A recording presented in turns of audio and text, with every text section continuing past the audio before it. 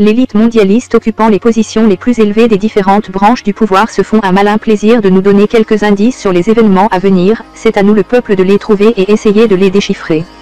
Chaque année en décembre, le célèbre magazine The Economist publie un numéro spécial qui prédit les tendances et les événements de l'année à venir, et chaque fois, la couverture de ces éditions est une collection élaborée d'images faisant référence à diverses personnes et concepts. Bien que la signification de certaines de ces images soit évidente, d'autres semblent codées pour les initiés. The Economist n'est pas une publication quelconque, elle est directement liée à l'élite mondiale. Elle appartient en partie à la famille bancaire britannique Rothschild, la famille Agnelli, Cadbury et la famille Schroeder. En bref, les dirigeants de The Economist ont une connaissance approfondie du programme de l'élite et font de leur mieux pour le promouvoir, d'où l'importance de passer du temps à déchiffrer ces couvertures chaque année. Le symbolisme occulte est fortement présent avec des références au contrôle et à la manipulation des masses. Il est également un plaisir bizarre de prédire des événements catastrophiques tout en laissant les gens deviner et interpréter avec des références vagues et inexpliquées. Bien évidemment, toutes les images, tous les graphiques, tous les messages visibles ou cachés ne peuvent pas tous être ici décortiqués car les symboles et les images peuvent toujours avoir un sens différent, un sens positif ou négatif et chacun peut y voir ce qu'il veut. Il n'y a pas une vérité mais 8 milliards de vérités par 8 milliards d'êtres humains. C'est déstabilisant pour beaucoup de monde qui sont persuadés que la vérité existe. The Economist est fondé par James Wilson en 1843 et paraît pour la première fois en septembre de la même année. James Wilson est un homme d'affaires écossais, économiste et homme politique libéral. Il a également fondé la banque Standard Chartered. The Economist est créé pour soutenir la campagne demandant l'abrogation des Corn Laws, loi protectionniste sur les céréales, et pour promouvoir le libre-échange. Karl Marx décrit en ce temps le journal comme « l'organe européen de l'aristocratie des finances ». Le journal se montre assez hostile envers les plus défavorisés, qu'il estime responsables de leurs conditions. Il dit, quand on voit leurs habitudes, leur ignorance, leur déférence envers les faux amis, leur confiance inébranlable dans une longue succession de dirigeants qui étaient autant de charlatans, nous ne pouvons pas les disculper. La nature les tient pour responsables de leur conduite, et pourquoi n'en ferions-nous pas de même? Nous les voyons souffrir et nous les déclarons fautifs. The Economist est considéré comme le journal le plus influent du monde, de par le nombre important de personnalités politiques et économiques que compte son lectorat comme par exemple Bill Gates, Margaret Thatcher, Nelson Mandela, Ronald Reagan, Barack Obama ou encore Angela Merkel. À l'inverse de la majorité des journaux actuels, aucun journaliste ne signe ses articles, même le nom du rédacteur en chef n'est pas mentionné dans un signat. The Economist justifie cet anonymat par la volonté de ne s'exprimer que par une seule voix commune, définie lors de réunions hebdomadaires, plutôt que par une multitude de voix aux opinions diverses, dans une sorte de centralisme démocratique. Chaque article devient une œuvre collective. De plus, le journal considère que le contenu importe plus que l'auteur. Enfin, les articles sont vérifiés avec minutie par le service de documentation. Annie Milton-Bed, rédactrice en chef de The Economist, est la première femme à occuper ce poste. Elle a commencé à travailler pour le média en 1994, en tant que journaliste économique spécialisée dans les marchés émergents. Précise que le sens collectif des valeurs serait diminué si nous renoncions à l'anonymat. Ce principe comporte néanmoins certaines exceptions, notamment à l'occasion de certains articles et dossiers spéciaux ou quand la critique d'un livre risque de créer un conflit d'intérêts. La ligne éditoriale du journal, auto-définie comme centriste, s'inscrit dans les doctrines du libéralisme économique, favorable à la mondialisation, au libre-échange, et du libéralisme politique, soutenant le progressisme, le modèle de la démocratie libérale et la liberté de circulation. The Economist se définit comme héritier de la pensée des philosophes John Locke, David Hume et d'Adam Smith. À la table des matières de chaque édition apparaît en italique l'énoncé de la mission que se donne The Economist. Le journal affirme prendre part dans une compétition impitoyable entre l'intelligence, qui nous pousse à aller de l'avant, et une ignorance craintive et indigne entravant nos progrès. Les sujets les plus souvent abordés sont l'économie internationale, la politique, les affaires, la finance, les sciences et technologies et les arts. Maintenant passons à l'analyse de certaines des couvertures. L'édition de l'année 2019 est truffée de messages à décrypter. Le thème principal de cette couverture est Léonard de Vinci, car 2019 marquera le 500e anniversaire de sa mort. Le premier détail que l'on peut remarquer est l'écriture miroir. Pourquoi tout est écrit à l'envers? Car Léonard de Vinci a souvent écrit en écriture miroir, certains prétendent qu'il ne voulait pas que d'autres personnes lui volent ses idées. Ceux qui ont fait des recherches sur les tendances occultes de Vinci croient que ses écrits pourraient avoir quelque chose à voir avec ses tentatives de dissimulation de connaissances ésotériques. En son temps, ceux qui accusaient Léonard de Vinci d'être un hérétique appelaient même son écriture miroir, les écritures du diable. Dans les cercles occultes, l'écriture miroir est souvent associée au satanisme et à la magie noire, basée sur l'inversion des symboles. Bien que l'homme de Vitruve soit souvent décrit comme une étude des proportions humaines, on y trouve une signification symbolique beaucoup plus profonde dans les cercles occultes, en particulier en franc-maçonnerie. Il représente ésotériquement le corps humain, le microcosme, en tant que reflet de l'univers entier, le macrocosme. Sur son avant-bras, le symbole représentant l'ADN. Il s'agit très probablement d'une référence aux recherches intenses menées dans le secteur privé sur la modification de l'ADN.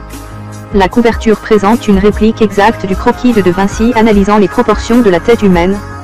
Au-dessus de l'image on peut voir en écriture miroir, reconnaissance faciale, qui constitue la prochaine étape de la technologie de surveillance afin d'observer la vie privée des gens grâce à un système de vidéosurveillance pour que tout le monde respecte les règles très strictes qu'on nous imposera. Le chef d'État Vladimir Poutine, qui porte la mention « pipeline de Poutine ». Il s'agit d'une référence au gazoduc construit par la Russie, en Syrie, dans les États post-soviétiques et même en Europe. Nord Stream 2, un gazoduc reliant la Russie à l'Allemagne, devrait être achevé en 2019. Ce projet très controversé a été qualifié de « trahison » de la part de l'Allemagne. Les critiques affirment qu'il laissera l'Europe à la merci de l'énergie russe. Juste sous Poutine, au nord de l'Europe et face à l'Amérique, on y voit les 4 cavaliers de l'Apocalypse. Le livre de l'Apocalypse décrit le cavalier comme annonciateur du jugement dernier. On dit que le cheval blanc symbolise la conquête, la peste et la venue de l'Antéchrist, le cheval rouge représente la guerre, le cheval noir est associé à la famine et le cheval pâle apporte la mort. C'est quelque chose de lourd dans la prévision des catastrophes. Pourquoi The Economist a ajouté cette figure biblique extrêmement inquiétante sur sa couverture? Le Pinocchio peut faire référence aux politiciens qui nous mentent. On observe également la représentation d'une cigogne portant un nouveau-né. Cependant, il y a un code barre sur le sac avec un bébé, cela pourrait être une référence au « bébé concepteur », une pratique controversée qui devrait prendre de l'ampleur en 2019. Le deuxième sens de cette image pourrait être le trafic d'enfants, des codes barres sont placés sur les produits pour suivre les stocks et effectuer les transactions. En bas à gauche, debout sur le Brésil, se trouve un pangolin, le mammifère faisant l'objet d'un trafic important sur la Terre et qui serait à l'origine du coronavirus. La description soulignait le fait que ce sera la 33e édition du journal. Pourquoi insister sur ce fait numérologique aléatoire? Est-ce parce que 33 est le chiffre du degré le plus important de la franc-maçonnerie? Cela aurait du sens car la couverture présente un symbolisme maçonnique intense à travers les œuvres de Léonard de Vinci. Passons à l'année 2020. Alors que les spécialistes de l'hebdomadaire tablent sur une intensification de l'affrontement entre les États-Unis et la Chine, l'année à venir devrait aussi être déterminante pour les autres pays qui devront trouver un moyen de se positionner, dans le commerce et la technologie, entre une zone d'influence chinoise et la sphère américaine. Sur le réchauffement climatique, les journalistes de The Economist font preuve d'un réalisme glacial. Les chefs d'entreprise ne manqueront pas de soutenir le capitalisme durable aussi longtemps que les actionnaires le leur permettront. Quelque chose de terrible se produirait.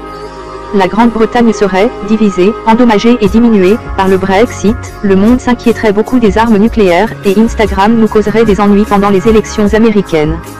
La Chine déclarerait qu'elle est devenue un pays modérément prospère, les Jeux Olympiques de Tokyo ont été reportés suite à la crise sanitaire, le capitalisme verserait à la mode et les gens célébreraient les 250 ans de Beethoven, les 500 ans du peintre Raphaël. Le plus encourageant, selon le journal, le 3 novembre, le président Trump serait démis de ses fonctions. Les machines peuvent déjà être plus rapides que les humains à apprendre et meilleures que nous à prédire l'avenir. On peut trouver une deuxième couverture pour cette année quasi identique à la première, à vous de trouver les différences. 2021 sera peut-être l'année de l'après-pandémie et de la vaccination de masse contre le Covid-19. Mais deux autres acteurs vont aussi imposer leur empreinte, Joe Biden et Xi Jinping agissent sur tous les continents et sont de tous les chapitres de ce monde en 2021, le virus parti de Wuhan a chamboulé le monde et rendu caduques toutes les prévisions précédentes, il a infecté tous les pays, bouleversé tous les secteurs. Sans exception. Il est d'ailleurs présent dans toutes les pages de ce numéro du Monde en 2021. L'année qui commence sera l'année d'après la pandémie de Covid-19. Une année où nous verrons sans doute une vaccination massive de la population mondiale, où nous observerons les efforts faits par différents gouvernements pour tenter de panser les plaies économiques et sociales laissées par la pandémie. Mais le coronavirus n'est pas le seul agent à influencer le cours des événements sur la planète. Deux autres acteurs, les États-Unis et la Chine, incarnés respectivement par Joe Biden et Xi Jinping, vont jouer les chefs d'orchestre dans le concert des nations. Le nouveau président américain va certainement rompre avec les méthodes brutales de son prédécesseur, Donald, et renouer le dialogue à l'international sur plusieurs dossiers, notamment le changement climatique et le nucléaire iranien. Il aura aussi fort à faire dans son propre pays, déchiré par des affrontements politiques et sociaux. Xi Jinping, lui, devrait poursuivre sa conquête diplomatique et économique de l'Asie et de l'Afrique. Ces deux nations n'en ont pas fini de leur guerre commerciale, qui rythmera encore l'année 2021. La couverture pour 2022 parue en novembre 2021 a été conçue par le célèbre designer Israël Varga qui a reçu des consignes strictes et claires de la direction du journal pour organiser son dessin et des ordres précis pour y cacher subtilement certaines informations. Ce qui saute aux yeux est bien évidemment l'opposition en miroir de la Chine et des USA, mais il faut peut-être voir plus loin et envisager plutôt une opposition, voire une guerre, entre le bloc communiste, Russie, Chine, et l'OTAN, USA, Europe. Cette image coupée en deux évoque l'année de la scission entre le monde d'avant et le monde d'après. Quoi qu'il en soit, cette couverture semble contenir les prémices annonciateurs d'un conflit bien réel et inévitable. Le grand cercle peut évoquer le sonar d'un sous-marin mais aussi le symbole du nucléaire. The Economist semble envisager dès novembre 2021 une menace nucléaire. En outre, il évoque une cible ou un viseur de sniper. On peut remarquer les spores multiples qui sont certes des virus mais ressemblent aussi à des champignons atomiques faisant encore allusion au nucléaire. La Chine et ses alliés veulent savoir qui sont les vrais responsables de la crise du coronavirus, ce virus qui semble omniprésent sur cette couverture pour l'année 2022. Les seringues font penser à des fléchettes, envoyées sur une cible, qui servent peut-être à désigner, à viser, les coupables, les véritables créateurs du virus. Les seringues sont aussi assimilables à des missiles qui seraient lancés depuis le bloc communiste, aiguille en haut, et reçus par les USA ou l'Europe, aiguille en bas. Par ailleurs, on note que le Chinois Xi Jinping semble confiant et souriant quand Joe Biden paraît beaucoup plus soucieux. On peut interpréter l'annonce d'une nouvelle course à l'espace. Une bataille spatiale au niveau des satellites. L'image des réacteurs vus de dessous évoque l'étage supérieur d'une fusée. Le grand cercle rappelle aussi le fameux parachute de la NASA, Perseverance, qui contenait le message codé en binaire, oser de grandes choses. Le parachute pouvait être décomposé en 4 cercles, qui correspondaient chacun à un mot codé en binaire. Dans ces cercles, en isolant les rainures du parachute par paquet de 10 et en leur attribuant la valeur 0 ou 1 sur 7 bits, on obtenait des nombres et leur correspondance dans l'alphabet, A égale 1, B égale 2. Est-ce qu'on pourrait y trouver dans cette couverture de The Economist une date cachée ou un message codé en binaire? Les experts en crypto-monnaie auront reconnu les symboles de 4 célèbres monnaies basées sur la technologie blockchain, Bitcoin, Ethereum, Litecoin et Cardano. Est-ce l'annonce de l'avènement de ce mode de paiement? Faut-il alors investir dans ces monnaies ou au contraire, comprendre qu'une monnaie mondiale nouvelle va arriver, régulée par le Fonds monétaire international, tuant les crypto-monnaies historiques? On comprend dans tous les cas que le remplacement du cash, disparition de l'argent liquide, est prévu par ces nouveaux moyens de paiement 100% numériques mais surtout 100% contrôlables, faciles à ponctionner sur votre compte, plus de travail au noir, plus d'impayés, plus de fraude fiscale, toute transaction sera traçable et taxée. En observant le diamètre central gradué, on observe une graduation de 12 barres. Les petites croix montrent certainement des mois. On compte une croix noire au-dessus du curseur 1, une rouge au niveau du 7 et une rouge au niveau du 8, soit 7 plus 8 égale 15, et enfin un blanche au niveau du 3 et 2 blanches au niveau du 10, soit 3 plus 10 égale 23. On obtient ainsi une date possible, soit le 15 janvier 2023. Qu'est-ce qu'il se passera ce jour-là? Une autre date importante indirectement évoquée sur ce dessin, le 6 juin 2022 qui donne en numérologie, 6, 6 2 plus 2 égale 6, 6, 6. La marque de la bête, le diable se cache dans les détails. Cette disposition en opposition de deux entités, cette image renversante, semble aussi faire référence à l'inversion des valeurs, tout ce qui est l'inverse est le mal. La disposition symétrique et opposée du dessin nous fait penser à la fameuse sentence des alchimistes hermétiques, ce qui est en haut est comme ce qui est en bas, qui exprime notamment la notion de cycle, d'alternance entre la lumière et les ténèbres, le lien entre les anges et les démons mais aussi le fait que les lois de la nature, donc de la physique, s'appliquent aussi bien à l'infiniment grand, les planètes, qu'à l'infiniment petit, les atomes. Cette devise fut adoptée par la franc-maçonnerie. Notre génération doit savoir que la bête de l'événement est là. Et elle arrive.